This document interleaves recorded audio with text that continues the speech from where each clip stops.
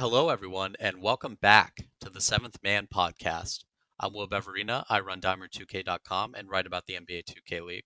And I'm Josiah Cohen, and I write about the NBA 2K League for TSN and for Operation Sports. We're back for episode 3. If you want to check out episodes 1 and 2, you can find them on the channel here on YouTube. We talked about weeks 6 and 7 for the most part, along with some other things.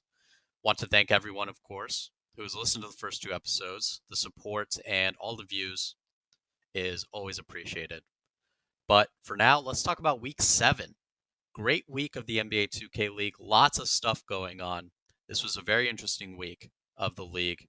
We'll talk about a few of these games in depth and then go through the rest of the week really quickly. We have a couple of other broader topics, I'd say. But why don't we talk about Magic Gaming versus Kingsguard to start this one off? This was a really important match when it came to playoff implications for both of these teams. Both went into it 3 and 4. This was, of course, also a rematch of the turn first round, where Magic Gaming defeated Kingsguard. Final score 60-56 in favor of Magic Gaming. Kings jumped out to a 7-point lead after the first quarter, but then the Magic, it was all them the rest of the way. Kings mounted a bit of a comeback in the end, but fell. They're now 3 and 5 and really in danger of missing the playoffs right now. Josiah, I have a lot of thoughts about the Kings, but what did you think about this one? Well, I'm happy to turn to the Magic, whom I suppose I've sold a little short. Their regular season wins until this point have not come against the best of teams, and they had a 4 game winning streak that culminated in a win over these very Kings in the turn. And you know what? I'm still not so high on them because this Kings team has looked quite bad recently, to put it kindly. But for the Magic, they got the double-double from King Cam, which has been a harbinger of success for them ever since they put him into the starting lineup. And, kudos to them for going out there and getting a win. Close game, tight scoring. Their defense was phenomenal, especially in the second and third quarters, where they held the Kings to all of 9 points in each. They went back to a lineup that worked better for them than they had seen in their huge loss to the 76ers. And kudos to them for maintaining their good shot at the playoffs. I wasn't sure they would do it. I thought the Kings might come out with a little more fight, but the Magic earned this one, and they've earned the playoff or near playoff position that they're currently in. Right. So talking about the Kings, they started out 3 and 1. We're looking pretty decent, not too bad, and now they've lost 4 in a row. And what that does is it raises a lot of questions. And I felt that the, I guess, the talking points or the narrative surrounding the Kings and all their problems has been a bit unfair. I need to disclose, I suppose, that I was actually college roommates of Moody. Moody and I were college roommates, and obviously we're still friends. I went down to New Orleans to see him in the road to the All-Star Game Finals, and we still talk and everything. But as someone who covers the league, I still obviously need to be objective and unbiased. And I told Moody that before the season, like I can't sugarcoat everything, and there's gonna be a time where I might have to write something bad about you and the team, right? So why I'm saying all this is because when you look at a team that's lost 4 in a row, a team that was pretty hyped up, a team that had a proclaimed big 3 and has now been very disappointing, you need to, you know, be fair in examining why this has happened. And I feel like the coverage has been unfair. And I feel like, Moody being the 4th overall pick is kind of like one of the only guys talked about when it comes to the problems of this. And Scott Cole, obviously, great commentator. I love him, but every single week, he has to mention that Moody was the 4th overall pick and he's not scoring enough. Well, he's a pure rim protector. And when he's not a pure rim protector, he's on a sharpshooting rim protector. And no offense in the league is built around those two builds, right? and it's an entirely separate discussion whether Moody deserved to go fourth overall. But, his play style, he was never going to be the go-to guy, right? He was never going to be the one leading the offense. And which is why, he's not going to score like 20 points a game. And I feel like, he's the only one that's being talked about. Worthing Colt for the most part has been pretty good on offense. I feel like he isn't getting too many looks, but Timely Cook, I feel like, is a guy that's really flown under the radar when it comes to looking at the problems of this team. And all the talk when he was drafted in the third round was like, oh man, that's a huge steal. Why did he fall? Why was he in the third round? Well, I don't know, Josiah, but to me, like, did he deserve to go sooner than the third round? I mean, just looking at both his numbers and just the eye test alone, look at the offense doesn't look great. And doesn't that start with the point guard? I mean, am I wrong in that?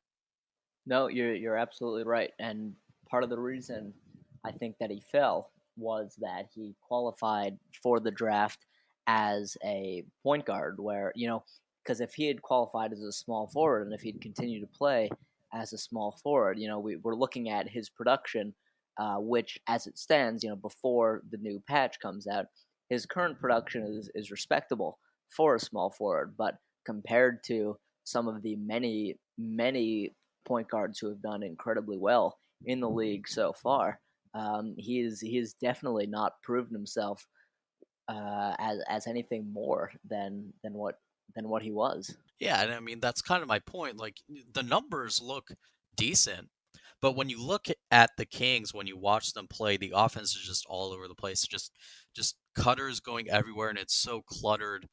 And Dirk made a comment about it, about how just clustered the Kings offense was in this Magic game. And during the broadcast, Colt was yelling out, space out, space out. Like it was too much. And so, I think that's got to fall on the point guard when it comes to telling everyone what to do and, being the leader and saying, okay, guys, we need to do this and we need to do this and make those adjustments. And, the just watching, that's Dirk making the comments about how awful the offense looked. And if you look at the numbers from that Magic game, Cowboy Collazo had 15 shots while Moot and Colt had 15 combined or 17 combined. So that alone should be telling you that something is wrong with this offense. And again, something Dirk mentioned was that the Magic switched their pure rim protector onto Colt. And so Moot at center had a power forward on him, and he wasn't getting the ball at all. And like you watch the Kings offense and it just seems like neither of the bigs are getting the ball in any good position to attack the rim when that should be the focal point of your offense. And talking about Cowboy Collazo, how he had 15 shots, he went 7 for 15, and which isn't good enough. And he's for all season long, I've noted that his shot selection has been shaky. And this game alone, he had at least 2 or 3 times where he just went to the rim and threw up some junk while he was covered by multiple people.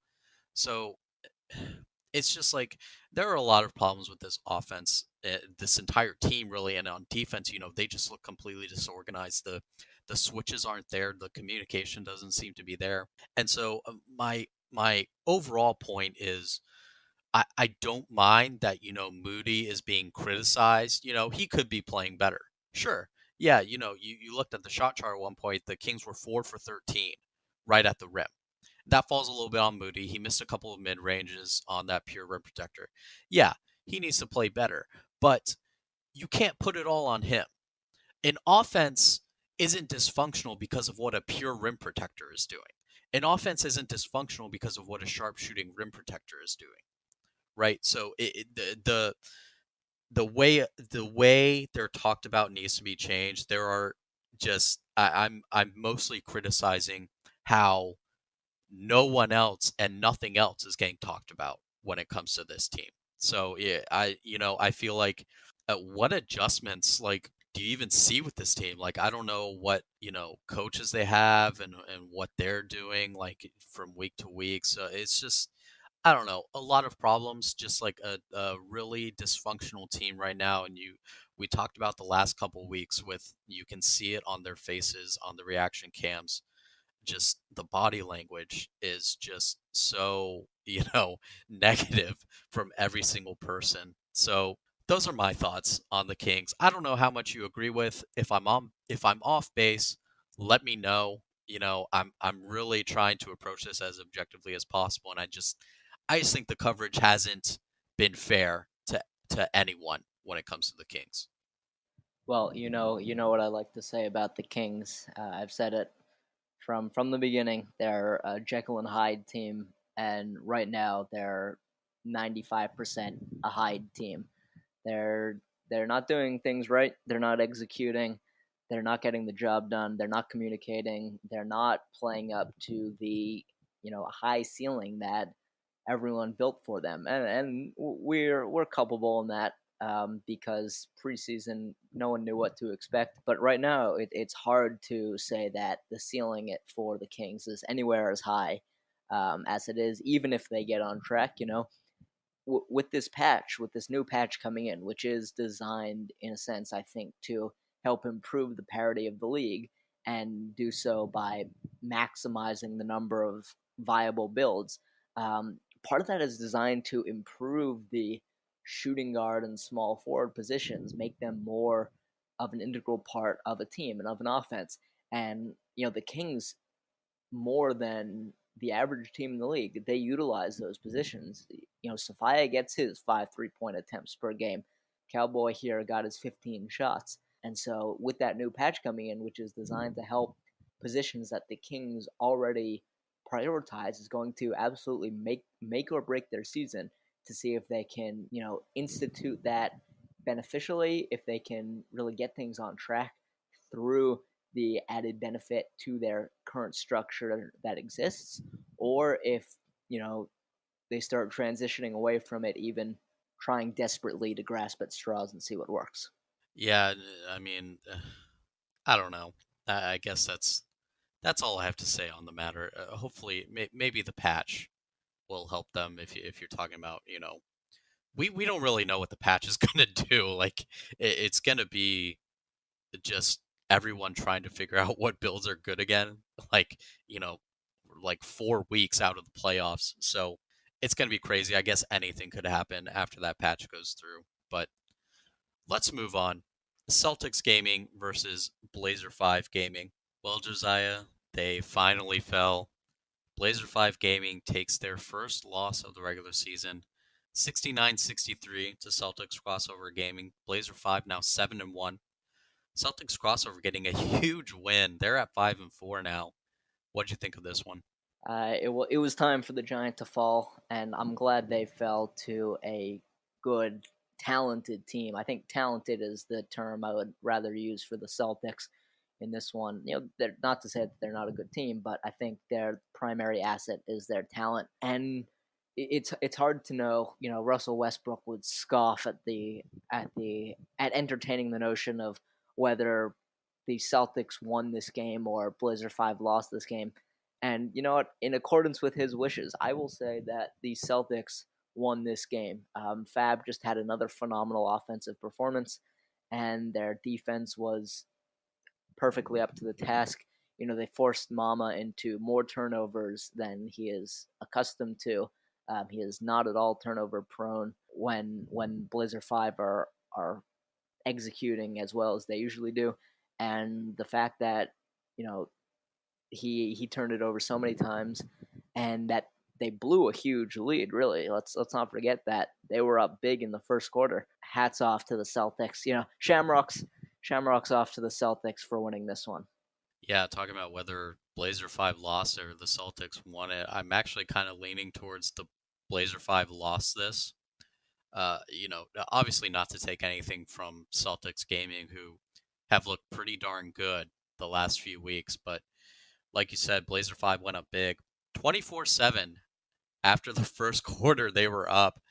And, the Celtics came back, obviously, to their credit. They actually had a 1 point lead at halftime.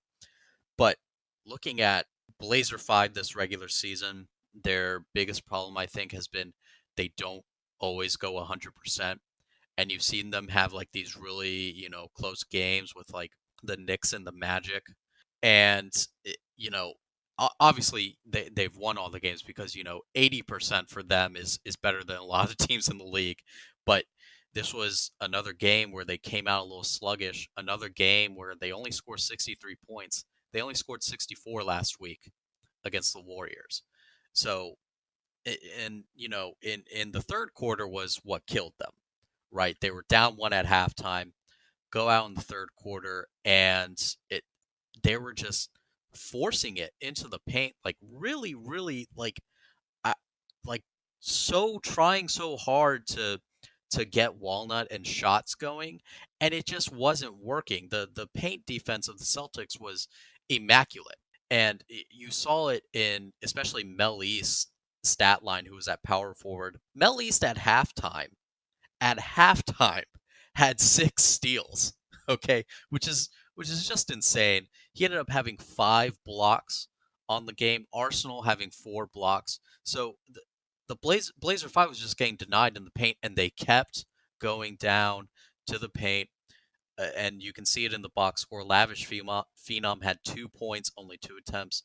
Grant Monster got it going a bit early. He only ended up with 8 points after hitting 2 threes in the first quarter, I think it was. So the game plan wasn't great coming out of halftime. And like I said, Mel East doing it all. His stat line was just kind of insane. 15 points, 14 rebounds, 4 assists, 6 steals, 5 blocks, which is I don't think we've seen a stat line like that in the league so far, where you're just doing everything so well like that. And you know, Celtics end up pulling it out. Like I said, great win for them. Speedbrook has been just a great addition to the lineup. He was deadly from three. Again, he was 4 for 7. So great win. Like I said, leaning a bit towards Blazer 5 lost this one, but the Celtics, they were attacking from all angles, getting it done from whoever and getting it done in transition, which they're such a good transition team. Yeah, they really were, and of course, Speedbrook was so hot because it was Canada Day weekend. That's there's Oh, clear correlation and causation there. obviously, No questions about that one. One for sure. thing, and yes, Mel East, phenomenal game, total stat sheet stuffer. A game of the like we haven't seen since Kof Idris, about whom more anon.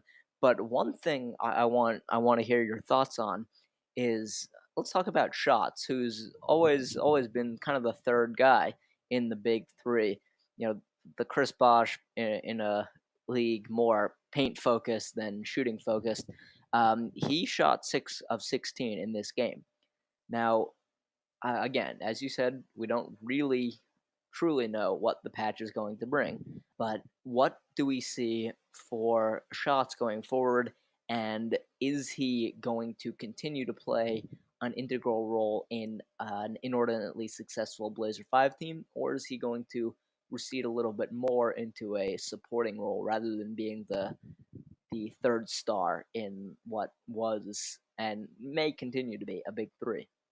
Well, I mean, Shots has, he's been receding a little bit, like slowly the past few weeks, like not getting nearly as many points. He was top 5 in points for a while, unless I'm remembering that wrong. But with the patch, I mean, I think either way, they got to do something a little bit different with him, whether it's just getting him a little bit more involved in the offense. But I mean, 16 shots, that's getting plenty involved in the offense, and then only hitting 6 of those. But yeah, I don't know. I mean, you talk about supporting role. He had 7 assists. He out assisted Mama, who only had 4. So I don't know. I mean,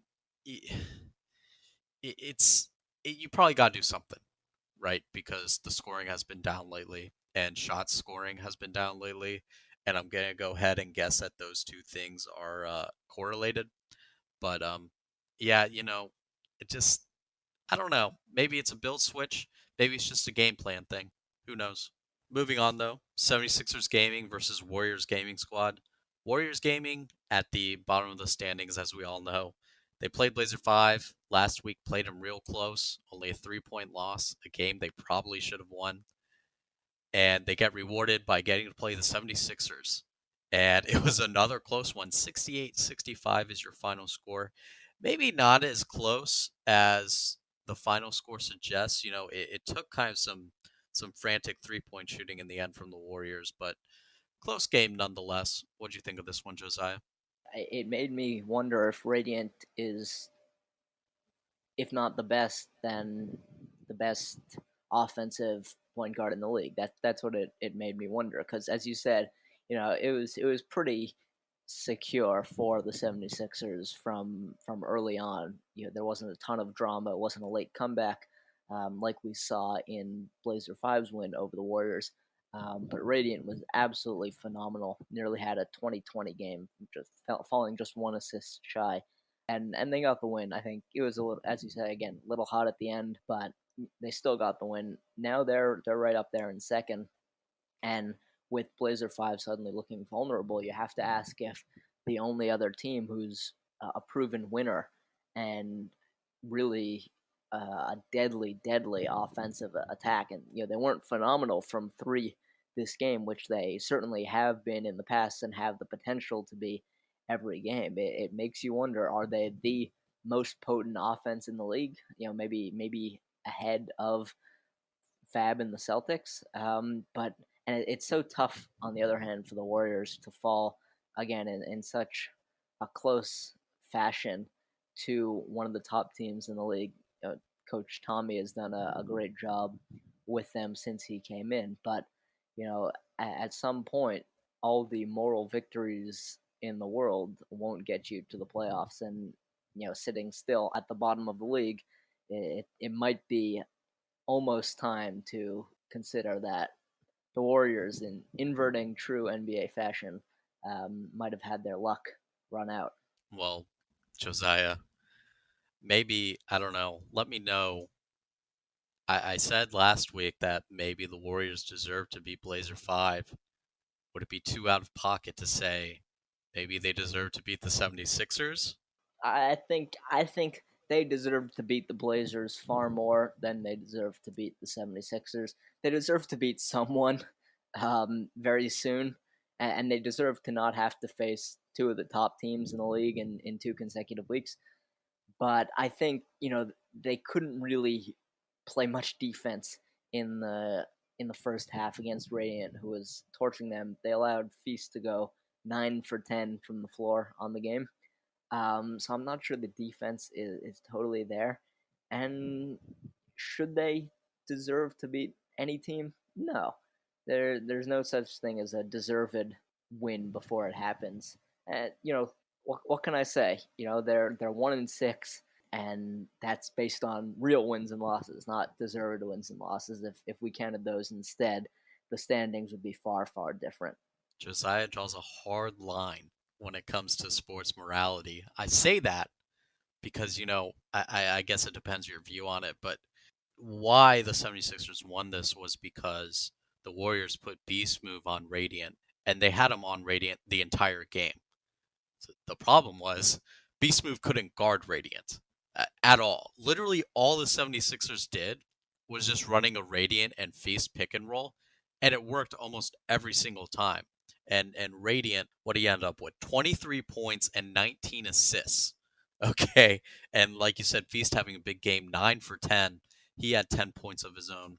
Steez adding 16, he was just kind of playing mop up duty and making some cuts and whatnot. But, if I really don't understand why the Warriors didn't make an adjustment when it was so clearly obvious that Beast Move on Radiant wasn't working. And the 76ers even said that during one of the timeouts during the listen-ins. They were saying, like, he can't guard you, Radiant. He can't guard you. Just keep attacking him. So it's, I don't know.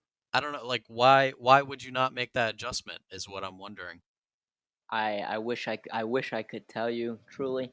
I don't know myself. I've long been an advocate for point guards defending opposing point guards. Not every team does it, because some teams have very good on ball defenders.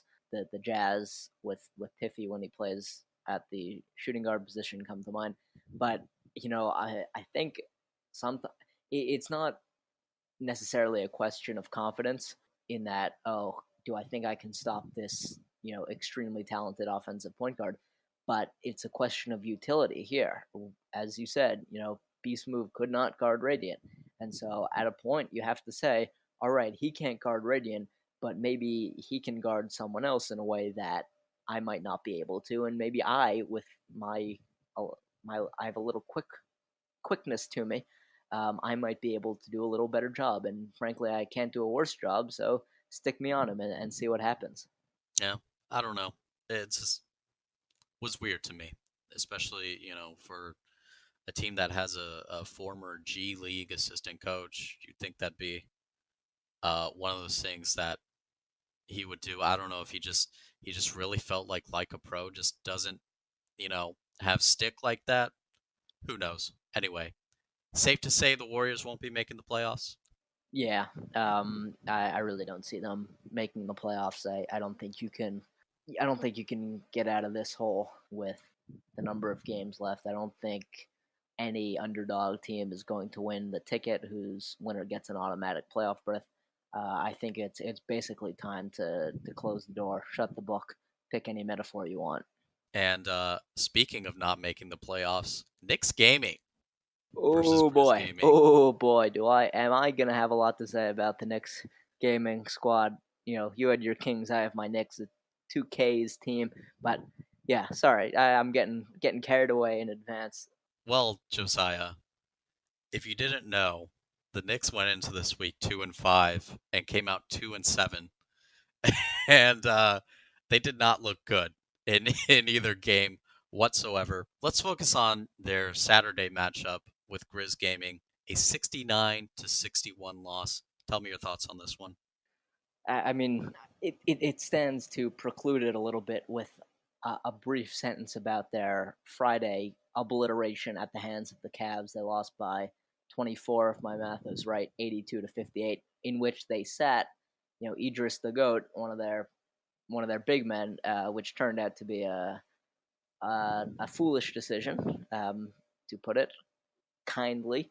Yeah, Um, but in the Grizz Gaming matchup, it's more of a must-win game because at this point you're facing a serious doubt about your playoff hopes. Sitting at 2-6, you must win that game to go to 3-6 rather than 2-7. And also, Grizz Gaming do not have a good record themselves. They come in what 2-6 as well, 2-5. they were 2-5. They were 2-5. Thank you. So this is a game you must win to stay alive. So they put Idris back in, which was the right move. They had to do that. But then they still lost. They still lost 69-61. They started to make it a little close, but they didn't really. And their problem, I think, can be found a little bit on the offensive end, in which they don't really get their shooters enough touches. They don't run enough off ball action. They don't, and thus they don't space the floor enough to open up their drive and kick to the baselines. Grizz Gaming did a good job, as I highlighted on Twitter. Grizz Gaming did very well switching the few times that the Knicks ran some off ball action. But if you don't have that floor spacing, like with the Kings, then when you penetrate the paint and you try and pass it to either Goofy or Idris for a baseline jumper, for a little, baseline elbow drive, then you are going to run into problems and you're not going to execute as efficiently and you're not going to score as many points. And, if you finish the weekend scoring 59.5 points per game, that is not enough. And it's reflective of how absolutely poor the Knicks were throughout the game. Just not a really functional, successful, efficient, and adjustable offense. And that's without even talking about anything on the defensive side of the ball. Yeah, something I've noticed about the Knicks, and this was when I first noticed this. This was kind of early in the season. Is that they'll have a player who gets a hot touch. He'll start scoring a lot, and then just for no reason they'll get away from that player, and then like Adam starts like controlling the offense a lot more and taking a lot more shots. And it happened this game. Goofy had 10 points really early. He had like 10 points in the first quarter alone, maybe more. And then like they just like got away from him for no real reason. And then all of a sudden, you see Adam taking a lot more shots than or a bunch of shots, and it's like, well, why don't you just keep riding the hot hand? And I don't know. And this offense is just really imbalanced, and sometimes I wonder if Adam has just a bit too much of a role in the offense. Like he takes just a little bit too many shots because you look at Nate Call and Yay Not Gaming, they hardly ever touch the ball, right? Like they hardly get those shots. And you saw Nate Call 2 for 6, Yay Not Gaming 1 for 2 this game, and that's been another one of those problems for them all season. Was 3-point shooting has been bad, to say the least. And it's kind of because their shooters, their dedicated shooters, aren't getting enough threes, whereas Adam himself is taking a bit too many. And so, but you know, I'll talk about the Grizz. It, authentic African man. I mean, franchise player, bona fide He franchise got player. that Canada Day points. weekend bonus. Yeah, That's a huge I mean, bonus. it's what was the other thing we talked about authentic African and His like versatility, his skill. no, like the very first podcast. Very first. Or were you just saying like he's good because he's Canadian? Oh well, I mean that goes without saying. Well, there you go. I guess that's what I was thinking of. But another Canadian boost, 14 points, 21 assists, only 3 turnovers, which is pretty good in this league. And that's a guy who can run an offense. Yeah, but the Grizz really spreading things out. I like their look with D double at center and Universal Phenom at power forward. Universal Phenom, 24 points, 11 rebounds. When the Grizz were struggling, I kind of looked at him as like the guy most likely to take up the role as like the second option in this offense. So I'm hoping that they've kind of found a way to get him a lot more involved and let him go to work next to authentic African because clearly he has the talent to do it. Yeah, and I want to commend you. I think imbalanced is the perfect word to describe the Knicks and their entire season and their entire on-court production. I think imbalanced is 100% the perfect word. And question about the Grizz to you. Yeah, it's tough to see after a win like this. And again, I'm not putting so much into it because this is the Knicks and they played bad and they were coming off an egregiously bad loss and they are a bad team. But what is Winner's place on the Grizz team as we head into the most important tournament and the most important few weeks of the regular season? I don't know, man.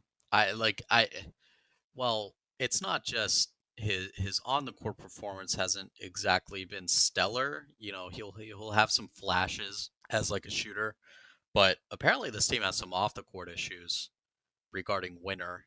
I don't know if you've seen the Twitter rumblings from before.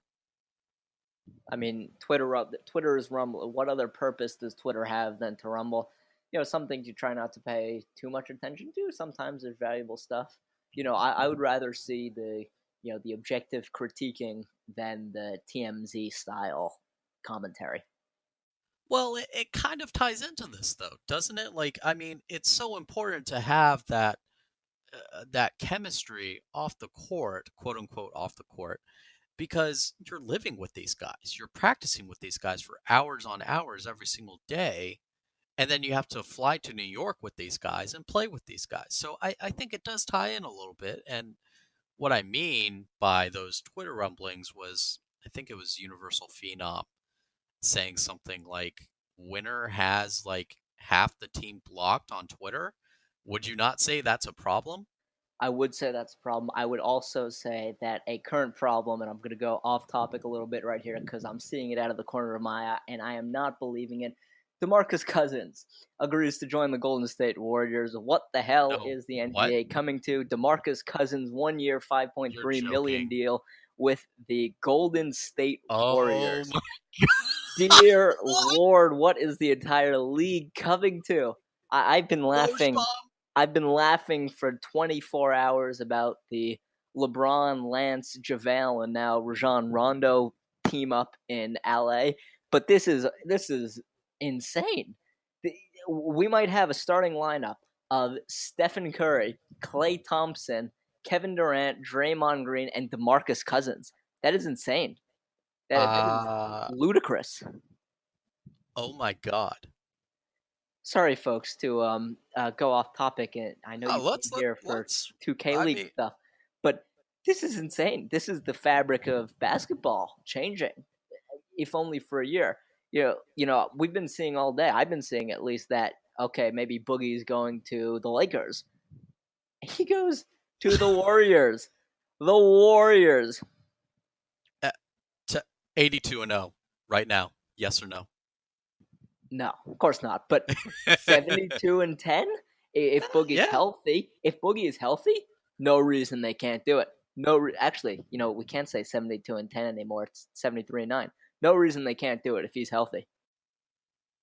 I'm shocked. Well, the silver lining in all this is at least the Lakers got Rajon Rondo and Lance Stevenson and JaVale McGee. So you could say the Warriors just had to respond to those. I'm not even going to continue that. I wow. Wow. That's a 5 All-Star lineup. That's almost a 5 All NBA team lineup. That there has never been a lineup like this. This is certainly a 5. This is a 5 All-Star. Has there ever been a lineup like this? I don't think so. No.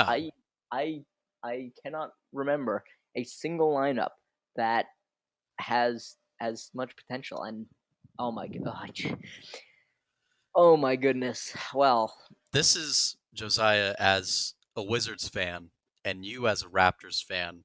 This is where it's a good thing that our teams have no chance at competing because I'll just be honest with you, man. Like I'm just I want to see what a lineup of Curry, Clay, KD, Draymond, and Boogie is gonna do. Like I just want to see it. Like why not?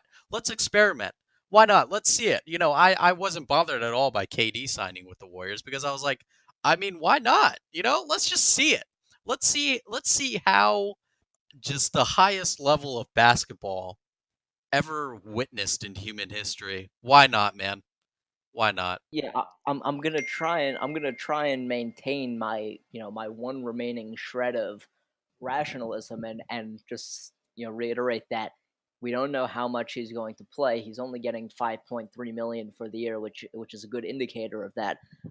But just the potential here, and if he does come back fairly soon, I mean, they giving them half a season to try and work in a an incredible big man, besides for the already NBA championship winning roster that they've got. And what if I don't think they can bring him back. They certainly can't bring him back. I think, but that what in the world? Well, uh, the Warriors have seen the Lance JaVale and Rondo circus, and they have raised the Lakers. With Boogie Cousins. Ridiculous. Absolutely insane. Eh, whatever, man. I'm glad I'm fans of other sports because yeah, I mean we all know how this season is gonna end, so whatever. Yep. All right. Let's wrap Let's up go some from more talking about 2K League. let's go from talking about the greatest NBA team of all time to Knicks Gaming again, shall we? Tell me, Yeah. I mean it. tell me, Yeah. Josiah, are Knicks Gaming the worst team in the league? Yep. Yeah, no, I'd agree. Yep. 100% worst team in the league. Calling it. Absolutely. No question in my mind. Yeah, 2-7. You can at least argue for the Warriors. They lost to Blazer 5 and the 76ers by a combined 6 points. So Yeah, agreed. Anyway, why don't we talk about the rest of the games here? Give me your quick fire thoughts on the games. Knicks Gaming 58, Cavs Legion 82. Oh yeah, yeah. What a I mean, benching Goofy was led to a very predictable result, and Hood is still a very good scorer. Yeah, that lineup change of Hood to power forward again. I mean, that's probably one of the best lineup changes we've seen in this league. Moving on to Saturday, Bucks Gaming 63, Pacers Gaming 76. I was thrilled to see the Pacers win. They played smart basketball on both sides of the court, and they're right back in the playoff picture. They're 3-4. They've won three in a row. They are right back in the playoff picture. Yeah, the Pacers, they were 0 and 4. Now they're 3 and 4, and they're playing some pretty good basketball. You got to say, big win against another team that had kind of clawed their way back. So you got to give Bucks Gaming a little bit of credit for that, but Pacers Gaming outplayed them through and through. Wizards District 72, Mavs Gaming 65. As I pointed out again on Twitter, the Wizards absolutely eviscerated the Mavs on pick and rolls in the crucial third quarter turnaround. We've both been high on the Wizards all season long. I think they're starting to vindicate that. And I think this says more about them than it says about the Mavs. I still think the Mavs are a good team, but I think Wizards got a big win to steady the ship and get them back on the right track. Yeah, definitely give credit to Wizards District Gaming. This is a big win for them. We said they did a little bit of over tinkering last week, and they got back to what's always worked for them and get the win. And they're what 4 and 4 right now, right back in the playoff hunt. Raptors Uprising 65, Pistons GT 75.